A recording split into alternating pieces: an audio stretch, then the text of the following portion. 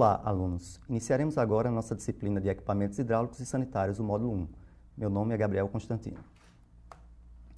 Iniciaremos com os assuntos que iremos tratar nesse módulo, iniciando com a água no Brasil e no mundo, sistemas de abastecimento, distribuição e consumo da água, depois, os equipamentos e os materiais constituintes do sistema hidrossanitário, em seguida, leitura e interpretação do projeto hidrossanitário, finalizando com a estimativa de consumo de uma edificação. Nossos objetivos serão os seguintes: conhecer o funcionamento dos equipamentos e do sistema hidrossanitário, compreender o percurso da água desde a sua captação até a rede de distribuição, a interpretação de um projeto hidrossanitário e a estimativa de consumo de água de uma edificação. Iniciando com a água no Brasil e no mundo.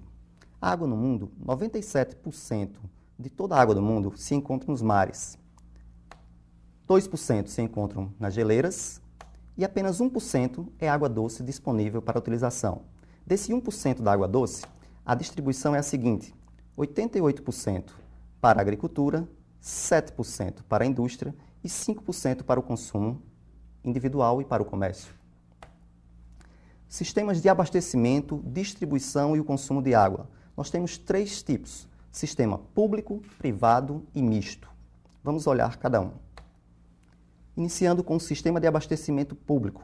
Ele é caracterizado quando a alimentação de água da sua residência vem a partir da rede pública, ou seja, a empresa concessionária que fornece a água da sua edificação.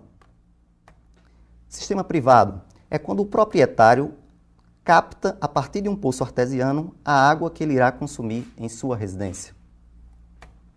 O sistema misto seria a junção dos dois sistemas anteriores. Tanto existe a captação a partir de um poço artesiano, quanto o fornecimento pela companhia concessionária de água. Continuando a tratar sobre sistemas de abastecimento e distribuição, agora iremos ver o sistema de distribuição. Nós temos 3 tipos: o direto, o indireto sem bombeamento e o indireto com bombeamento. Vamos tratar de cada um. O sistema direto, ele é caracterizado quando não existe reservatório, ou seja, a água vem direto da rede de abastecimento e é utilizada nos pontos de utilização da residência. Ele ocorre quando existe pressão suficiente para que a água chegue aos pontos de consumo e quando a concessionária garante uma continuidade no abastecimento.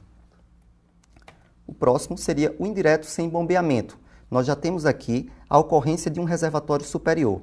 Logo, a água tem pressão suficiente para chegar até o reservatório superior e, a partir daí, por gravidade, ele vai aos pontos de consumo da edificação. Nesse caso, quando existe falta de água pela concessionária, você utiliza o consumo da água do seu próprio reservatório, que foi armazenado ao longo do dia. Indireto com bombeamento. Nesse caso, nós temos a ocorrência de 2 reservatórios: o reservatório inferior e o reservatório superior. Nesse caso, a água vem direto da rede pública, é armazenada no reservatório inferior. Aqui nós temos a instalação de um equipamento, que seria uma bomba, que vai fornecer energia suficiente para que essa água suba até o reservatório superior, para que a partir daí seja por gravidade alimentando os pontos da residência.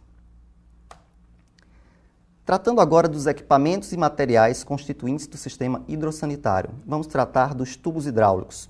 Iniciando com esses 2 tubos aqui, eu tenho aqui o tubo de PVC, que ele é indicado para água fria, tanto ao fornecimento de água para uso, quanto a parte de esgoto sanitário. A seguir, nós temos o tubo de CPVC, que teriam as mesmas propriedades do tubo anterior, porém eles suportam conduzir água até uma temperatura de 80 graus.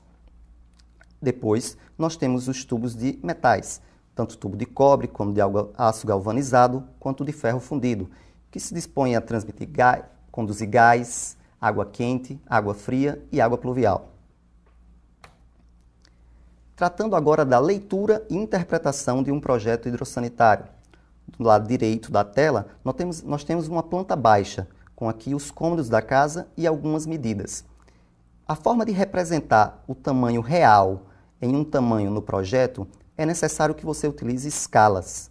Por exemplo, se você utiliza a escala de 1 para 100, isso quer dizer que 1 centímetro desenhado no projeto representa 100 centímetros no caso real. Ou seja, quando você desenha nessa exemplo aqui ao lado, nós temos 3 metros. Se nós utilizarmos a escala de 1 para 100, esses 3 metros representados aqui estarão desenhados no nosso projeto com 3 centímetros. Tratando agora das partes de um sistema de água de um edifício. Iniciando aqui à esquerda da nossa apresentação, nós temos a rede de abastecimento de água.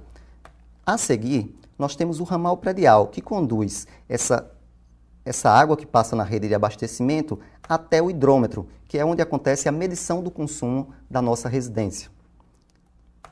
A seguir, nós temos o alimentador predial, que conduz do hidrômetro até o reservatório inferior.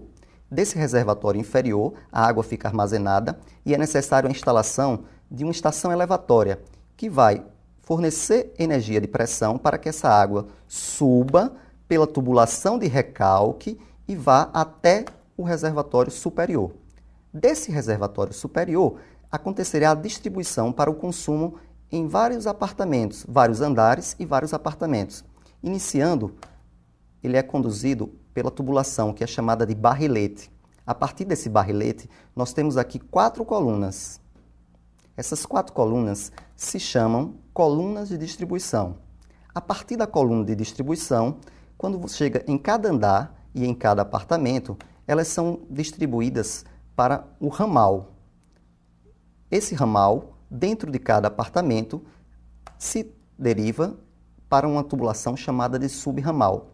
Será no subramal que a pessoa utilizará as peças de utilização. Exemplo, a torneira está instalada no subramal, o chuveiro está lá instalado em um outro subramal. Este seria um resumo de um sistema de água de um edifício. Esse mesmo sistema aplicado a uma residência, a gente pode acompanhar aqui no nosso slide, a tubulação de entrada vem até o reservatório superior, é armazenada no reservatório superior, em seguida desce aqui pela coluna e atende aos pontos de consumo. Aqui um chuveiro, aqui uma bacia, aqui um lavatório e aqui uma pia de cozinha. Trataremos agora da estimativa de consumo de uma edificação. A estimativa de consumo diária de uma edificação é dada pela seguinte equação: CD é igual a C vezes P. Vamos analisar cada item dessa equação. O consumo diário total será dado em litros por dia, e ele vem a partir da multiplicação do consumo diário per capita, ou seja, quantos litros por dia consome cada pessoa, multiplicado pela população do edifício, ou seja, quantas pessoas tem na edificação. Consultaremos também essa tabela. Essa tabela, de acordo com o uso da edificação, fornecerá um consumo per capita. Por exemplo, se nós estivermos dimensionando uma residência de classe média, nós utilizaremos um consumo de 150 per capita, ou seja, 150 litros por pessoa. Vamos agora tratar de um exercício para fixar esse conhecimento de estimativa de consumo. Esse aqui seria o exercício proposto para que a gente treinasse. Qual o consumo diário estimado para uma escola em regime de externato, onde frequentam 400 pessoas por dia, incluindo alunos, professores e funcionários? Inicialmente, botaremos aqui a equação que nós iremos utilizar. CD é igual ao consumo vezes a população. Consultando a nossa tabela, nós teremos que ver qual é o uso da nossa edificação. Se nós olharmos o nosso problema, se trata de uma escola em regime de externato. Consultando a nossa tabela aqui do lado direito, nós temos escola externato, um consumo per capita de 50 litros. Logo, já respondemos aqui o primeiro item da nossa equação, 50 litros per capita. A seguir, nós temos que determinar a população. Consultando o nosso problema, frequentam 400 pessoas, ou seja, nós temos a quantidade de pessoas que frequentam a escola. Substituindo na equação, nós teremos 50 litros per capita vezes 400 pessoas, chegaremos a 20 mil litros, ou seja, este é o consumo diário estimado dessa edificação proposta. Em resumo, tratamos hoje, nesta aula, dos seguintes assuntos: a água no mundo, sobre os sistemas de abastecimento e distribuição, equipamentos e materiais constituintes do sistema hidrossanitário, sobre o projeto hidrossanitário e finalizamos com um exercício da estimativa de consumo. Como atividade avaliativa, deixo esse exercício proposto para que você, aluno, possa praticar o seu conhecimento. Qual o consumo diário estimado para uma escola em regime de semi-internato, onde frequentam 600 pessoas por dia, incluindo alunos, professores e funcionários? Observe que, em relação ao exemplo anterior, a gente tem uma alteração para um regime de semi-internato e tem uma alteração da população. Com os conhecimentos que você já adquiriu, você pode executar esses exercícios utilizando a equação e a tabela fornecida.